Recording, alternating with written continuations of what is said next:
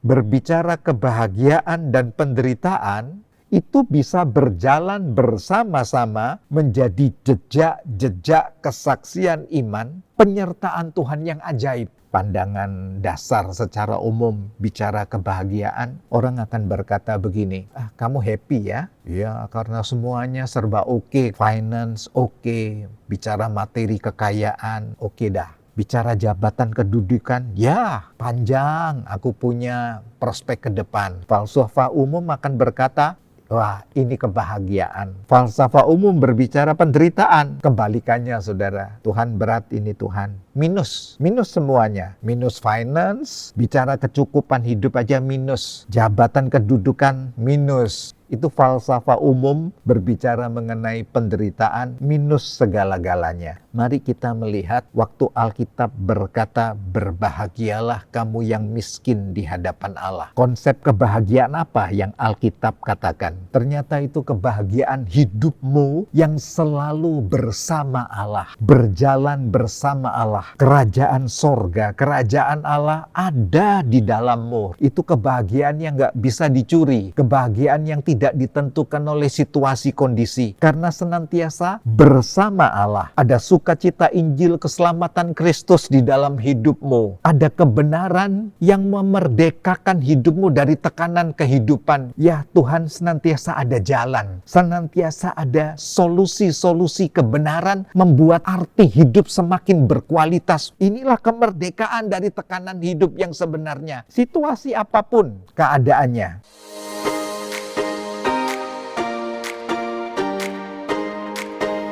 Saudara-saudaraku, firman Tuhan pada bulan yang lalu, Tuhan dan penderitaan, bahasa kuncinya, bagaimana menyikapi penderitaan pandemi COVID. Penyakit yang bisa mendatangkan kepedihan, keuangan yang buruk, PHK, kematian orang yang dicintai. Bagaimanakah menyikapinya? Ada dua sikap yang sempat diteliti pada bulan yang lalu. Menempatkan penderitaan, lalu diri kita, dan tanpa Tuhan. Tuhan nun jauh di sana. Lalu menghasilkan hal-hal yang memilukan. Kita bisa hidup dalam kekhawatiran, berputar dalam kelemahan diri sendiri, jiwa rasa bersalah, pesimis akan hari depan, hidup terasa tanpa arti, skeptis, ragu, ketegangan saraf makin memuncak, dan rasa sesak nafas, ditambah keuangan yang buruk sampai bisa menghukum diri sendiri. Itu sikap yang pertama. Namun, ada sikap yang bisa melihat dari sudut pandang Tuhan. Di kondisi pandemi ini, dan ini tidak bisa dipungkiri satu penderitaan bukan, tapi ini bagian dari ujian ilahi. Di dalamnya ada ujian karakter, ada ujian sikap hati terhadap keuangan, bagaimana kita memanage keuangan bijak di kondisi penderitaan pandemi ini. Ada ujian untuk kualitas keluarga, ya, relasi, hubungan ayah, anak, suami, istri, mesbah keluarga terevaluasi kembali dengan indahnya. Ada ujian untuk bisnis kita, ada ujian juga kesehatan kita. Artinya bijak-bijaklah pola makan, pola hidup kita sehari-hari. Dan semuanya itu bertujuan supaya Kristus makin nyata dalam hidup kita. Karena itu, komunitas ini menempatkan, ya, ini memang ada pandemi, penderitaan. Ini diriku, tapi ada Tuhan bersamaku. Bukan tanpa Tuhan atau Tuhan nun jauh di sana. Nah, sikap ini melahirkan pertumbuhan iman yang semakin berkualitas. Karakter yang semakin kokoh, tegar, kuat di tengah badai. Makin nyata kedewasaan, keserupaan Kristus, hidup tetap di rule-nya Tuhan, dalam destiny-nya Tuhan, ditambah bisa menyelesaikan misi Allah, punya kepastian masa depan, dan berakhir sebagai pemenang kehidupan. Nah, topik seri untuk khotbah ini, saudara-saudaraku, sahabat-sahabat iman yang dikasihi Tuhan, arti kebahagiaan dan penderitaan. Arti kebahagiaan dan penderitaan. Ayat yang menjadi tumpuan kita, khotbah Yesus di bukit, Matius pasal 5. Bermula dengan ayat yang ketiga, berbahagialah orang yang miskin di hadapan Allah, karena mereka yang pemilik kerajaan sorga. Saudara-saudaraku, bicara arti kebahagiaan dan arti penderitaan. Konsep umum, kebahagiaan dan penderitaan itu adalah dua kutub yang berbeda, bertolak belakang dan tidak mungkin bertemu. Itu konsep umum, saudara. Bagaimana dengan konsep Injil keselamatan? Bagaimana dengan konsep Alkitab, Bible? Berbicara kebahagiaan dan penderitaan, ternyata konsep Bible bisa berkata dengan dalam perspektif Allah, dengan transparan, itu bisa berjalan bersama-sama menjadi jejak-jejak kesaksian iman, penyertaan Tuhan yang ajaib. Jadi kebahagiaan dan penderitaan itu bisa bersahabat, berjalan bersama dalam langkah-langkah yang harmonis, meninggalkan jejak kesaksian, penyertaan Tuhan yang ajaib. Falsafah umum mengenai kebahagiaan. Pandangan dasar secara umum bicara kebahagiaan, orang akan berkata begini, kamu happy ya? Ya karena semuanya serba oke kamu ini, katanya begitu. Finance oke, bicara materi kekayaan, oke dah. Bicara jabatan kedudukan, ya. Panjang, aku punya prospek ke depan. Bicara kehormatan harga diri, oke. Sampai hobi. Hobi berbicara mengenai flora, fauna, dari bunga-bunga, mencintai alam, mencintai unggas, sampai hobi yang punya kelas begitu. Bermain golf, tenis, sampai juga ke wisata, baik itu domestik maupun wisata internasional, ditambah juga wisata kuliner. Serba oke. Falsafah umum akan berkata, ini kebahagiaan. Falsafah umum berbicara penderitaan. Kebalikannya, saudara. Tuhan berat ini Tuhan. Minus semuanya. Minus finance, janganlah bicara kejauhan kekayaan. Bicara kecukupan hidup aja minus. Jabatan kedudukan minus. Kehormatan harga diri betul-betul ada di posisi yang rendah. Sudah jangan bicara hobi. Hidup bisa makan hari ini 3 kali. Itu sudah sungguh bagus, katanya begitu. Dan jangan bicara wisata kepada kami. Terlalu jauh buat kami. Itu falsafah umum berbicara mengenai penderitaan minus segala-galanya. Apalagi falsafah umum untuk gaya hidup zaman now. 5CS. Country club, kondominium, credit card, carrier, dan car. Mobil yang serba mewah bahkan berkoleksi di dalamnya. Itu falsafah gaya hidup zaman now. Yang serba oke punya. Mari kita melihat waktu Alkitab berkata, berbahagialah kamu yang miskin di hadapan Allah. Konsep kebahagiaan apa yang Alkitab katakan? Ternyata itu kebahagiaan hidupmu yang selalu bersama Allah. Berjalan bersama Allah. Kerajaan sorga, kerajaan Allah ada di dalammu. Roma pasal 14 ayat 17. Itu kebahagiaan yang gak bisa dicuri. Kebahagiaan yang tidak ditentukan oleh situasi kondisi. Karena senantiasa bersama Allah. Ada sukacita Injil keselamatan Kristus di dalam hidupmu. Ada kebenaran yang memerdekakan hidupmu dari tekanan kehidupan yang selalu dibuat, wow, ya Tuhan senantiasa ada jalan, senantiasa ada solusi-solusi kebenaran yang membuat arti hidup semakin berkualitas. Wow, freedom.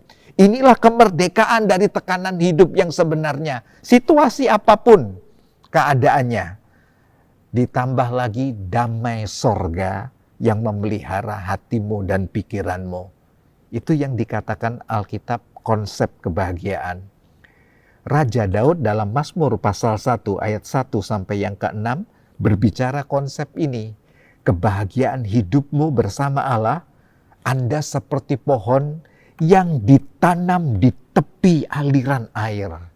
Tidak berhenti menghasilkan buah, tidak khawatir datangnya tahun-tahun kering. Tetap kuat, kokoh, tegar segala musim kehidupan. Oh, dahsyat. Itu keindahan hidup bersama Tuhan.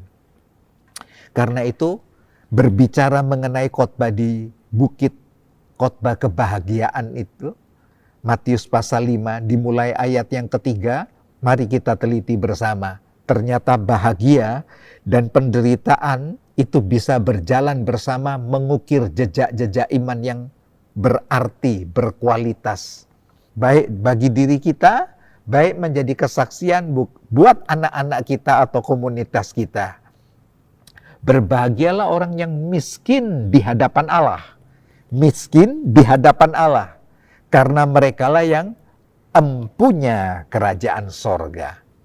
Miskin di hadapan Allah, bila diteliti dari berbagai terjemahan Alkitab, ya, salah satunya juga Greek linguistik, ya, saudara akan menemukan ada kata tokos, artinya miskin di hadapan Allah itu arti-arti yang serumpun di dalamnya, tidak punya apa-apa, tidak punya daya kekuatan, tertindas, bungkuk, rendah, pasrah seperti seorang pengemis hina yang hidup karena belas kasihan Tuhan. Jadi, kalau itu diterjemahkan dalam terjemahan sederhana, bebas begitu ya, dalam tanda petik, saya ulaskan demikian. Berbahagialah orang yang tidak punya apa-apa, tidak punya daya kekuatan di hadapan Allah.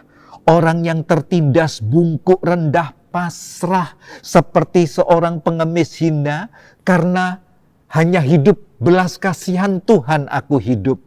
Merekalah yang empunya kerajaan sorga. Disebutkan berbahagia itu di sini karena memang kehidupan kebahagiaannya hanya bersandar totalitas kepada Tuhan saja yang menjadi sumbernya. Kebahagiaan yang tidak bersandar pada keterbatasan finance, kebahagiaan yang tidak bersandar kepada keterbatasan durasi jabatan kita, harga diri kita, namun hidup bersandar penuh pada tangan Tuhan, karena Tuhan aku ada hari ini. Karena Tuhan, anugerah, kekuatan Tuhan, aku kuat dan tegar menghadapi segala tantangan hidup hari ini. Semua itu karena anugerah Tuhan di dalam aku dan Kristus yang menjadi sumber segalanya bagiku. Itulah kata sungguh, makarios, berbahagia orang yang miskin di hadapan Allah. Tanpa daya, tanpa kekuatan apapun yang bisa dibanggakan. Hanya karena anugerah Tuhan dia hidup, hanya karena karya Allah, karena potensi Allah, dan karunia-karunia-Nya yang melengkapi kita hidup. Yang kedua, berbahagialah orang yang berduka cita karena mereka akan dihiburkan. Matius pasal 5 ayat yang keempat. Duka cita menurut kehendak Allah. Menurut terjemahan Greek linguistik dan terjemahan-terjemahan lainnya, dapat disimpulkan terminologinya demikian. Duka cita menurut kehendak Allah itu hati yang hancur dalam pertobatan. 2 Korintus pasal 7 ayat yang ke-10. Jadi berbahagialah orang yang hati hancur karena pertobatan, karena dosa. karena melihat hal-hal yang rusak di lingkungannya. Pedih hatinya, hancur karena perbuatan-perbuatan ulah manusia yang tidak pernah sadar dan membuang Allah dalam hidupnya. Sementara penghukuman berganti-ganti telah hadir dalam hidup, tetap mengeraskan hati. Maka orang ini hancur hatinya di hadapan Allah. Dan Alkitab katakan, orang seperti ini berbahagia dan akan dihibur oleh Tuhan. Jadi duka cita menurut kehendak Allah adalah hati yang hancur karena pertobatan yang dalam. Yang kedua, duka cita karena melihat kebobrokan dunia ini, disfungsional keluarga, pemberontakan anak terhadap orang tua. Aduh, di mana-mana kita lihat ya saudara, sombong, liberalis membuang Tuhan dengan menantang berkata, tidak ada Tuhan. Kecanduan seksual sampai pemujaan setan-setan. 2 Timotius pasal 3 ayat 1 sampai 4. Nah, dikatakan orang yang berduka cita karena kehendak Allah itu ikut melihat seperti mata Tuhan melihat dunia ini. Seperti Yesus menangisi Yerusalem. Yerusalem, Yerusalem. Aku seperti induk ayam yang mau mengumpulkan anak-anaknya dalam kepakku. Tapi engkau menolaknya. Diutusnya nabi-nabi, bahkan engkau menolaknya. Engkau menganiayanya. Diutusnya firman yang menjadi daging dan engkau pun menolak dan membuangnya. Menangislah Yesus untuk Yerusalem, maka menangislah Yesus. Ya. Itulah duka cita menurut kehendak Allah. Dan duka cita menurut kehendak Allah dalam arti pertobatan yang dalam, itu sebenarnya integritas pertobatan sejati. Di dalamnya ada pertobatan pribadi dan bersyafaat bagi komunitas saudara, sampai lingkungan yang lebih luas, bahkan bagi kotamu. Karena itu dikatakan, berdoalah untuk kesejahteraan kota di mana engkau ditempatkan. Karena kesejahteraan kotamu juga kesejahteraan hidupmu. Saudara, berbicara pertobatan yang dalam. Pertobatan tanpa pengampunan dari salib Kristus adalah penyesalan yang hambar. Sekali lagi, pertobatan tanpa pengampunan dari salib Kristus adalah penyesalan yang hambar. Bukan integritas pertobatan sejati. Tanpa pertobatan dan pengampunan salib Kristus, tidak ada tangga menuju ke sorga. Jalan menuju ke Roma memang banyak, tapi jalan menuju sorga hanya satu. Akulah jalan, kata Yesus. Akulah kebenaran dan aku hidup. Kerajaan sorga ada di dalam pribadinya. Hanya satu. Namun berbicara pertobatan sejati dan pengampunan dari salib, itu yang dahsyat.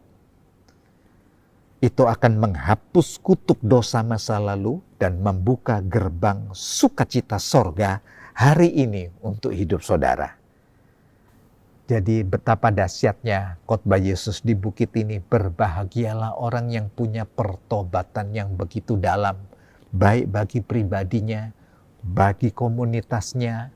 Dia punya hati yang hancur, berdoa syafaat, mengadakan grafirat pendamaian.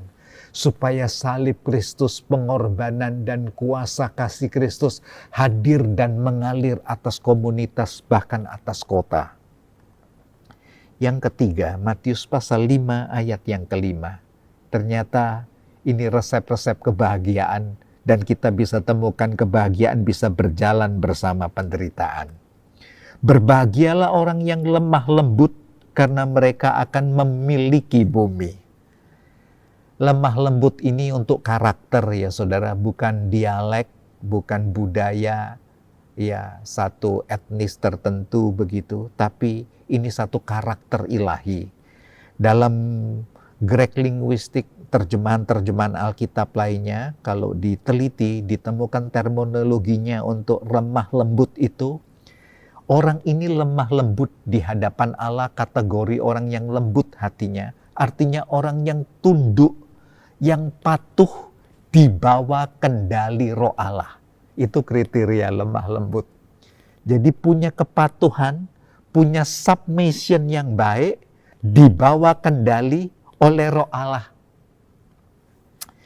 Kerelaan ikhlas sepenuh hati dalam proses pemurnian dalam berbagai kesulitan-kesulitan kehidupan dan tetap patuh, itulah kelemah lembutan atau lemah lembut hatinya. Tetap patuh dalam kendali Roh Allah di lembah kesukaran hidup, itu bukan tanda pribadi yang lemah, saudara. Namun itulah kerelaan hati dalam pembentukan karakter ilahi di dalam Anda untuk menggenapi rencana Tuhan. Jadi ini kualitas kehidupan sejati. Dan Allah mencintai orang-orang yang lembut hati, yang rela diremukkan, yang rela tunduk patuh tanpa berbantah-bantah dan meronta-berontak di dalam kendali Roh. Orang-orang yang dipimpin oleh Roh Allah, dipenuhi dan dikendalikan Roh Allah, dialah anak-anak Allah. Jadi sungguh makarios, berbahagialah orang yang lembut hati, karena saudara yang akan memiliki bumi. Kelak kerajaan 1000 tahun dan dalam kekekalan, anak-anak Tuhan, putra-putra kerajaan Allah akan memimpin dan memerintah bumi ini, bukan? Berikutnya, berbahagialah orang yang lapar, haus akan kebenaran, karena mereka akan dipuaskan. Matius pasal 5 ayat yang ke-6. Berbahagialah orang yang lapar, haus akan kebenaran. Mereka akan dipuaskan oleh Allah. Terminologinya orang lapar, haus akan kebenaran ini tidak mengenal dalam tanda petik kata puas, begitu saudara, untuk egonya. Ya. Jadi dia berakar, dia bertumbuh dalam bentuk aktif, terus-menerus, dinamis, dan berbuah-buah dalam kebenaran. Itulah orang yang lapar, haus akan kebenaran. Ini adalah kualitas iman yang hidup. Ini bukti kualitas iman yang hidup dan kedewasaan manusia roh. Ya. Di mana ada kebenaran, di situ tumbuh damai sejahtera, kata Alkitab. Yesaya pasal 32 ayat 17. Sungguh dibilang berbahagia, shalom dirimu, dan dalam penyertaan Allah, dalam kesukaan Allah yang senantiasa mau berakar, bertumbuh dan berbuah. Komunitas sel, persekutuan-persekutuan doa keluarga, di mana musim pandemi ini kita bisa belum beribadah dengan online, onsite begitu dengan baik, lalu kita ibadah dengan online, ya. Ibadah di rumah dalam kelompok keluarga kecil adalah wadah yang terbaik untuk membangun mesbah berakar, bertumbuh, berbuah-buah dalam kebenaran. Sharing, pemahaman Alkitab bersama, ya, kesaksian-kesaksian yang membangun iman. Bicara lapar dan haus kebenaran adalah kepuasan ilahi dalam kebenaran itu sendiri.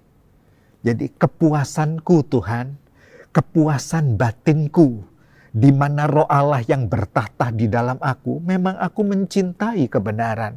Aku bersuka-suka, aku mengalami damai kehadiran Kristus yang aktif. Berbeda dengan kepuasan duniawi. 2 Timotius pasal 4 ayat ke-10. Berbeda tentunya dengan kepuasan dosa. Yesaya pasal 59 ayat 1-3. Sebenarnya tangan Tuhan tidak kurang panjang menolong kita, tapi yang menjadi pemisah antara Tuhan dan kita adalah karena kita terlena puas dengan dosa. Ya, ini tidak bahagia, saudara. Ya, ini lapar haus akan dosa ceritanya.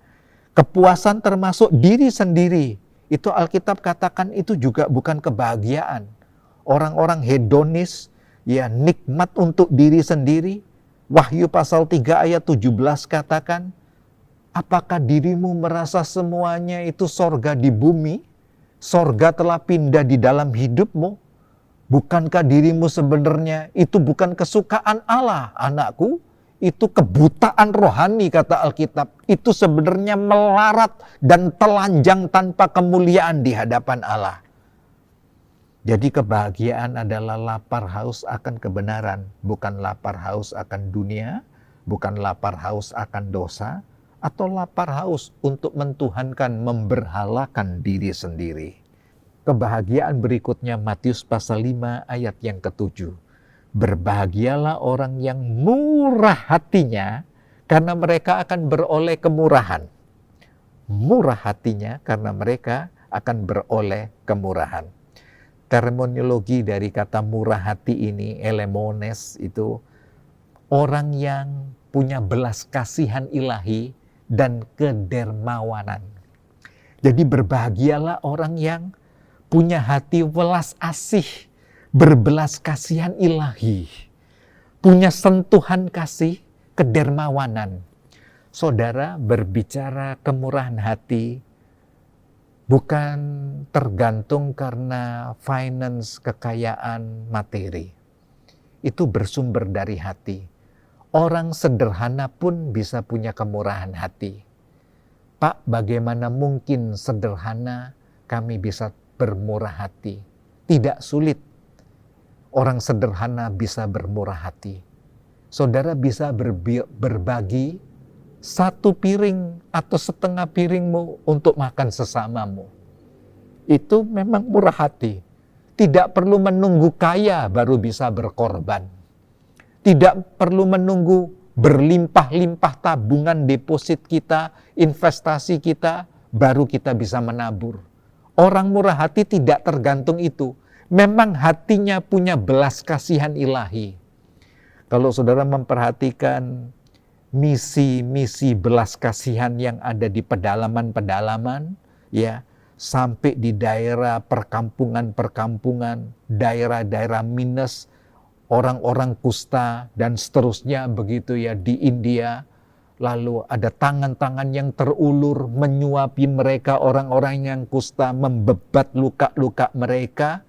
Itulah orang-orang yang punya kemurahan hati. Dan berbagi roti sarapan mereka bagi orang-orang itu orang murah hati. Mata hati orang buta dan tuli bisa merasakan uluran tangan kasih Anda. Sekali lagi, mata hati orang buta dan tuli, sekalipun dia tidak bisa melihat dan mendengar, tapi dia bisa merasakan sentuhan uluran tangan kasih-Mu. Bisa dirasakan. Dia punya hati nurani. Getaran frekuensi batin-Mu yang digetarkan oleh kasih Kristus, hati murah hati Kristus, mampu terjadinya gelombang getaran kasih di hati orang yang papa dan hina, sekalipun dia cacat. Karena itu Alkitab katakan, berbahagialah orang yang punya belas kasihan ilahi dan kedermawanan. Matius pasal 5 ayat yang ke-8. Berbahagialah orang yang suci hatinya, karena mereka akan melihat Allah.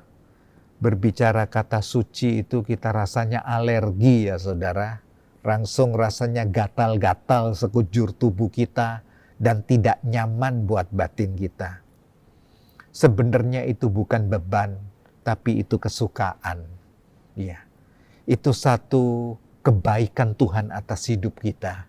Sebab ini kesucian ilahi yang hadir atas hidup kita. Bukan kemampuan kita untuk mencuci dosa-dosa dan kutuk dosa kita.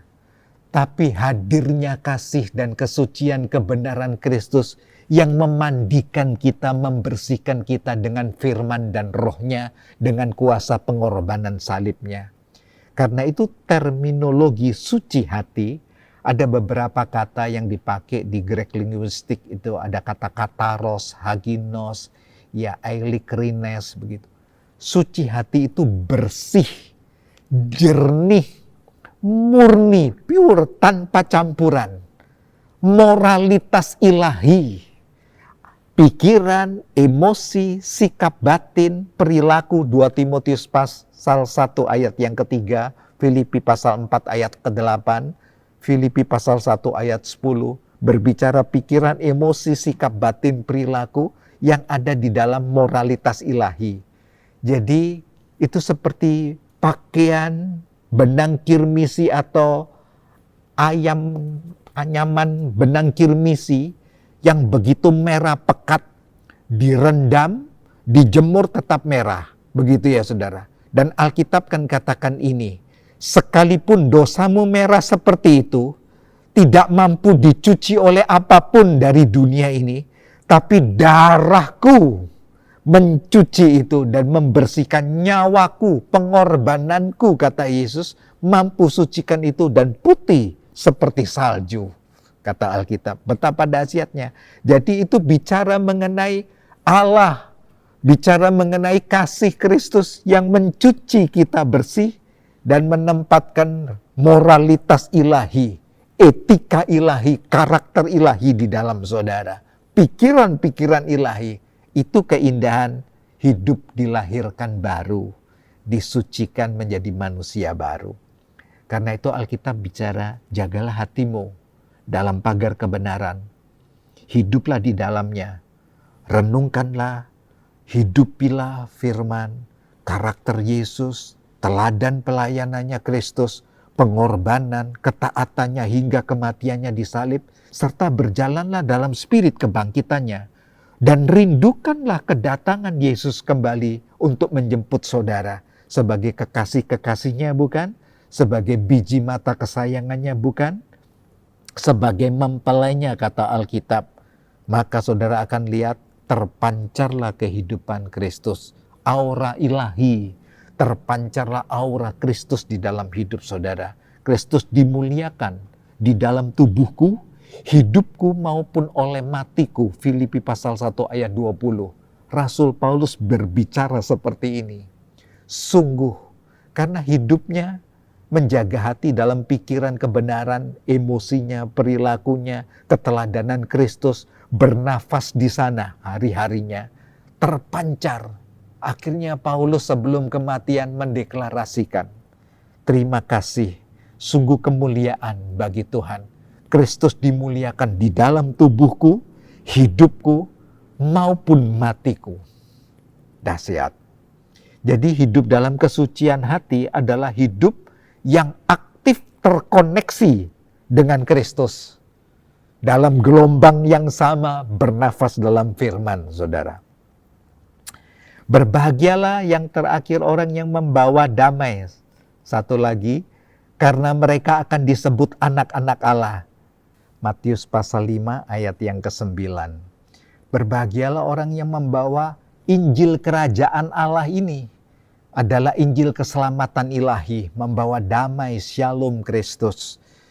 Injil kerajaan Allah adalah Injil kebenaran ilahi.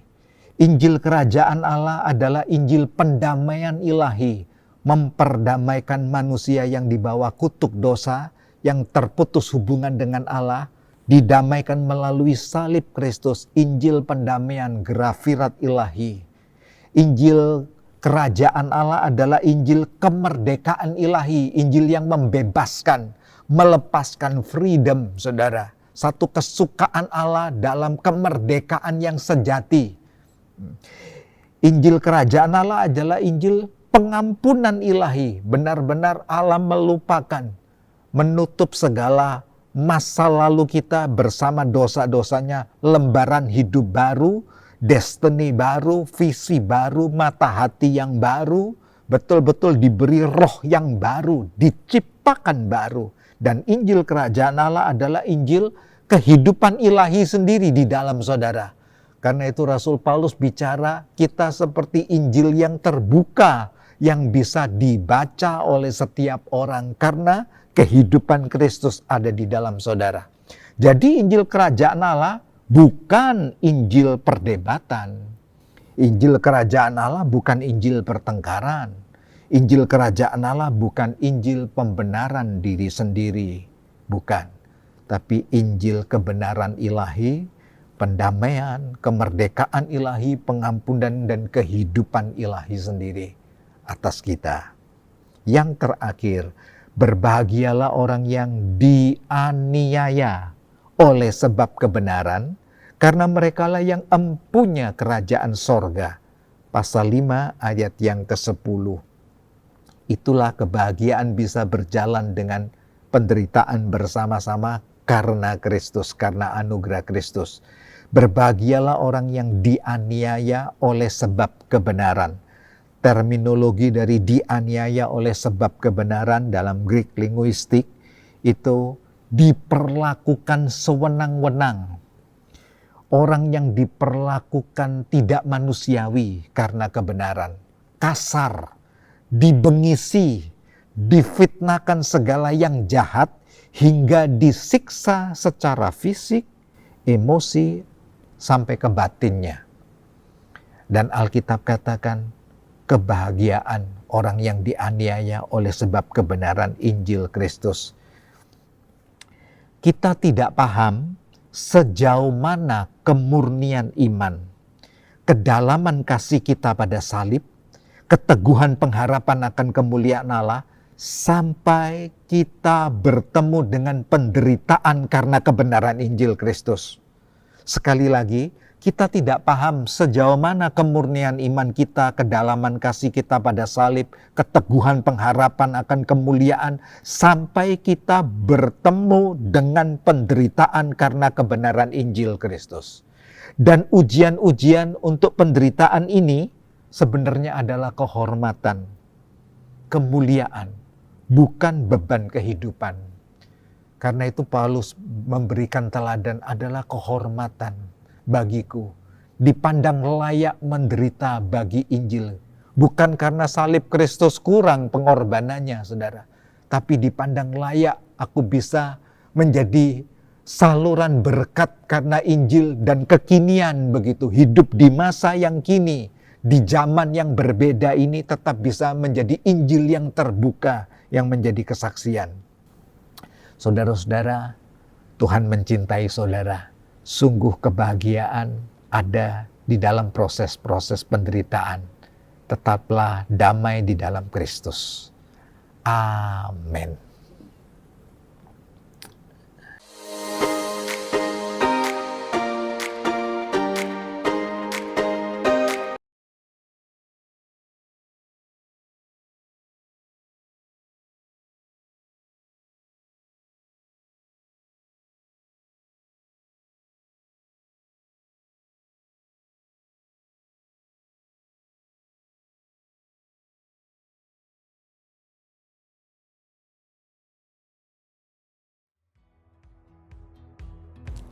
Terima kasih bagi Bapak Ibu sekalian karena sudah mengikuti ibadah online ini hingga selesai. Untuk mendukung ibadah online Rock Riverside, kami menghimbau Bapak Ibu sekalian untuk bisa subscribe, like, dan juga bagikan video ini kepada semua orang. Supaya apa? Supaya semua orang bisa mendengar kabar baik tentang apa yang sudah Kristus kerjakan dalam kehidupan kita. Sekali lagi, kami dari Rock Riverside mengucapkan terima kasih bagi Bapak Ibu sekalian. Stay safe, stay healthy, have a gospelful day. Tuhan Yesus memberkati.